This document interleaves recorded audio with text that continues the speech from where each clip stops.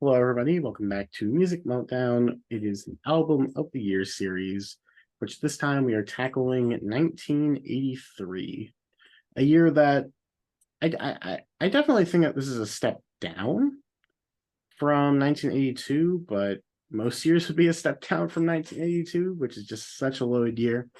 I think this might be the biggest year for just like overt pop music for me. I think that the pop this year is really killer. Taavi, how you feeling about 83? Similar thoughts. Prefer 82, but I'm not always sure if I enjoy a year more. Is it because I know it just better, or what's the thing? But um, yeah, yeah, I definitely had more 5 stars in 82 than 83, and but yeah, I think I think my I don't think even can you even guess my winner from this year It's without looking it up. she's so unusual by Cyndi Lauper. That'll be my guess. That's not a Is it bad guess. my turn to start it out or is it yours? It's mine. My Gotcha. my turn. Feel free, feel free. Yeah. Just quick honorable mentions. Pyromania by Def Leppard. This is my list. Echo and the Bunnymen, Porcupine. This is my list. Um, I didn't really write down honorable mentions, just trying to think from my radio music, but maybe Journey would be my honorable mentions. Frontiers. Um, and I don't know what else. Stevie Nicks, maybe The Wild Heart. I love the first two Stevie Nicks albums. Um, but the one just missing my list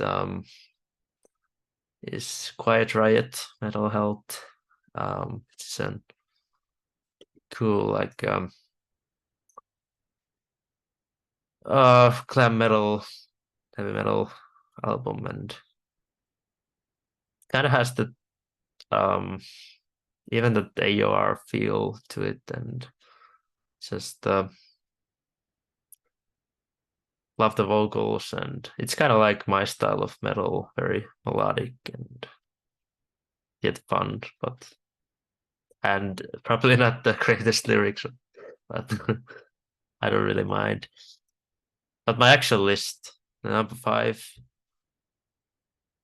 I don't know what's your score of this album, but maybe I'm guessing it would be on your list. It's War by U2, and yeah, I've definitely had a odd history with this album. I wasn't that big of a fan at some point. Had it like in the middle of my U2 list, but now I've grown to love it, and it's now my maybe fourth favorite U2 album. But that's even if it's four, I still love it. Love U2 a lot, and yeah, there's like that. Still has the early U2 feel on this album, but still quite different from Boy, I would say.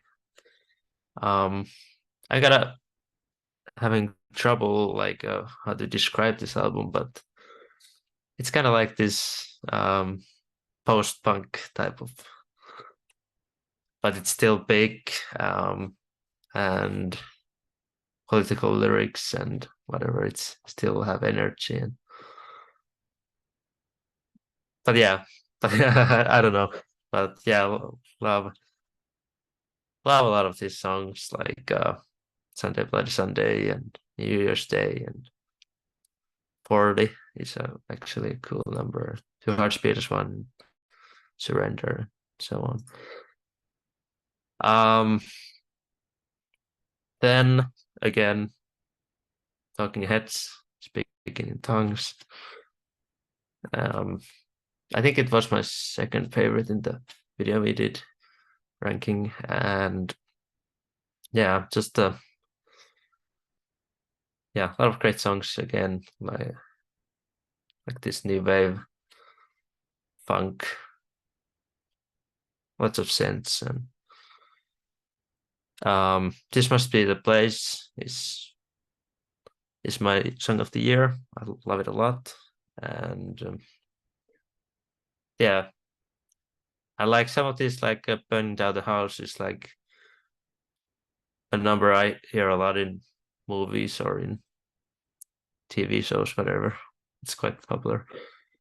Two, number 3 is Holy Diver by Dio. Yeah, I think I didn't have like the Black Sabbath albums in 80, 81, and but glad to mention Dio here, and an album I've known for a long time already. My friend used to have this album and we used to listen to it at his place, and just I don't think there's even that big of a song here, and just big songs, and they are melodic, but still has heavy moments and great guitar playing and so on. It's a cool album. So my number 2 is album I love, but maybe not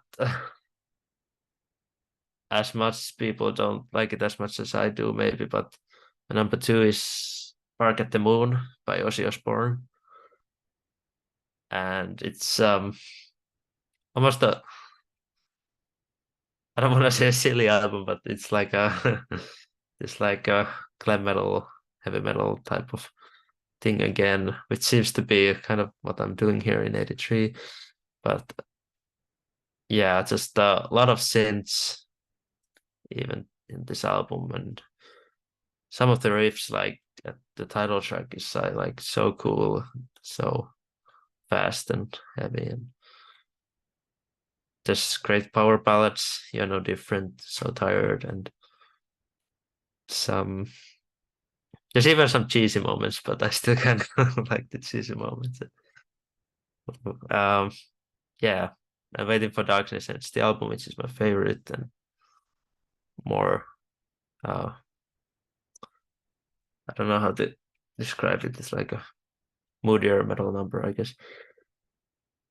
And but my number 1 is an sort of a semi-new discovery, I would say. Listen to it quite a bit in the summer. I think it's a summer type album. It's not going to be one of my coolest moments to have this as my number 1, but it's True by Spandau Ballet. And but 8 songs and so many great sing-along choruses, and they're almost like it's almost created in a Taavi core lab somewhere. It's so perfectly done, but it's sort of like a kind of romantic maybe, and uh, sophistic pop kind of thing, but has the British feel to it, and yeah, Gold is a banger, Heaven is a Secret, Foundation, Lifeline, so many great songs, and True is the most well-known song, and yeah, I love this a lot. Maybe it's a weird number 1, but it's just a perfectly fun album for me. So yeah, that's my 83 list. I gotta say, We are going to have perfectly contradicting number ones, and that is the best thing that I can say now. My two honorable mentions. Elvis Costello not quite making it in 83. I have Punch the Clock as an honorable mention. And as well, a last minute change to my list. I just knocked out The Hurting by Tears for Fears, just missing my list as well. But in my top five, I have, you see, I'm not a Joy Division fan. I do love me some New Order. I got Power, Corruption, and Lies by New Order. Really just excellent synth pop stuff. I think while Bernard Summers isn't a good singer, I will take him over Ian Curtis. I just prefer this more pop-oriented songwriting that they have going on here. There's tons of great stuff here. Still love the icy synth sounds. My favorite type of synth. Going up from there, I got Let's Dance by David Bowie, but just kicked out The Hurting. I don't know. Some people say at this album it's kind of like just the hits, but I think the deep cuts are great. Stuff like Ricochet and Shake It are great. But of course, you have the title track, which is an amazing pop song, and Modern Love, which, I mean, the lyrics are nothing, but the chorus is just sensational. So, love it a lot. My number three is going to be War by U2. Another record I think is pretty great. I think it is a step up from, especially October, but even Boy, I like it a bit more than. Just seems a bit more poignant, a bit more angry, definitely fierce.